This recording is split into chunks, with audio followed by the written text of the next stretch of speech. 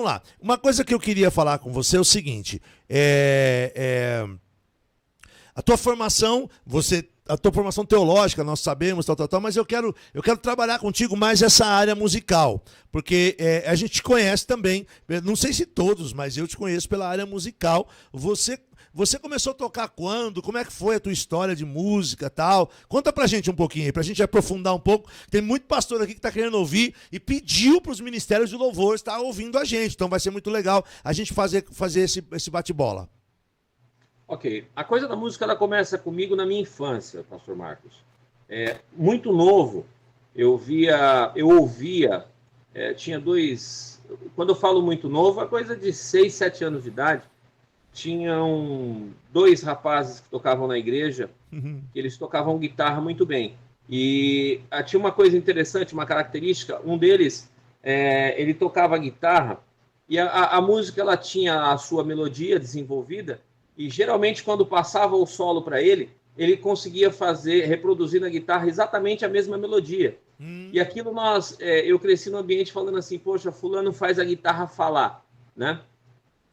E era essa característica de imitar o que a voz fazia. E eu fui crescendo apaixonado por aquilo, por volta dos 9 anos de idade, eu comecei a arranhar o violão sozinho, com muita dificuldade, e aí eu me lembro que o pastor da igreja, o dirigente da igreja, ali em Guarulhos, vale lembrar isso, né? A denominação na ocasião, Avivamento Bíblico, é a denominação que é o meu berço, né? No Ministério Avivamento Bíblico, e ali na cidade de Guarulhos, no bairro do Jardim Paulista, Jardim Moreira, aquela região ali. E ali o pastor resolveu dar umas aulas de violão para quem quisesse e tal. Aquilo para mim foi demais, né? Ele deu assim uns 3 meses de aula apenas, e o básico do básico do básico foi o suficiente para eu começar depois a ir eu descobri que na banca de jornal vendia aquelas revistinhas, né? Com cifra e tal. E era o que eu tinha de material no tempo. Imagina, não tinha internet, não tinha absolutamente nada. E ali eu fui começando com um outro colega que tocava um pouquinho de violão, e a coisa começa lá com o violão, não começa com a guitarra. Na minha cabeça, o violão e a guitarra era tudo a mesma coisa. Na minha também. E não são instrumentos completamente distintos. Embora as notas e os nomes das cordas se repetem em um, mas tecnicamente falando, são instrumentos extremamente distintos. As técnicas para um e para outro são totalmente diferentes. Mas o meu sonho era tocar guitarra. E aí eu fui me envolvendo com aquilo e tal, até o momento que eu fiquei sabendo de um professor em Guarulhos, um camarada muito bom, Armando Leite, e eu fiquei sabendo que ele era um músico de jazz, mas eu gostava de rock, né? Eu gostava de rock. Começo do Oficina G3, eu ia ali atrás na igreja do tio Cássio, eu tinha coisa de 12, 13 anos de idade, lá na Cristo Salva. E ali estava começando a banda Oficina G3, eles nem tinham o primeiro disco gravado ainda. Tulhão, Manga. Exatamente, Túlio, Manga, Valtão, né? O Marcão no baixo, e tal, Maradona, aquela turma toda. E aí eu ficava maluco com o som que aqueles caras tiravam. Era totalmente diferente de tudo que a gente tinha nas igrejas, né? Era um som muito moderno, muito evoluído para aquela época. O jeito de ser da Igreja Cristo Salvo era uma coisa muito à frente do tempo, né? Verdade. E aí depois isso acontecia às segundas-feiras. Depois eu fiquei logo lá no Cristo Salva, eu vi o pessoal comentando que tinha um movimento no CPP, Centro Professorado Paulista.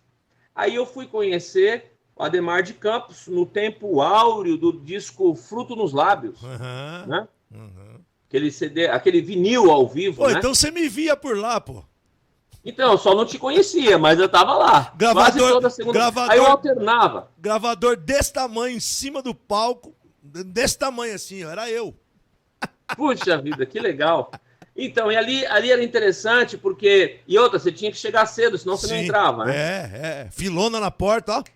Exatamente. E eu muito garoto, então aí eu comecei a alternar. Uma segunda-feira eu ia no Cristo Salva, lá no tio Cássio, curtir rock and roll pesado. Na outra eu ia curtir adoração e tal. Uma sonoridade mais zen. Mas era uma coisa que me identificava muito por causa da linguagem da música jovem. entendeu? E aonde eu vivia não tinha isso, ainda era aquela coisa muito fechada, com aquele modelo ainda da harpa cristã o tempo todo e tal. Então aquilo me atraía muito por causa da linguagem jovial, entendeu? E aí eu fui estudando, conheci essa coisa, fui estudar com o meu professor, falavam, olha, o cara é muito bom, mas ele é um músico de jazz. E eu não sabia exatamente o que era ser um músico de jazz, né? Mas aí eu fui conhecendo, ele foi me ensinando, e aí aquela coisa, sobretudo, da harmonia, da criatividade, da espontaneidade, do desafio de você criar solos imediatos, que é a coisa da improvisação, você ter que tirar da cachola, assim, coelhos muito rápidos e ideias bonitas, o desafio de você tocar aquele tipo de música, aquilo foi me fascinando. E aí foi me levando para um outro lado musical, que fui conhecer arranjo, aí eu fui conhecer a coisa da produção musical, fui me aprimorando nisso tudo, e aí me envolvi, o resto é história, fui ser professor de música, fui trabalhar em alguns estúdios, fazendo produção, direção musical, arranjos, e aí depois fui trabalhar com muita gente aí no Brasil afora, né?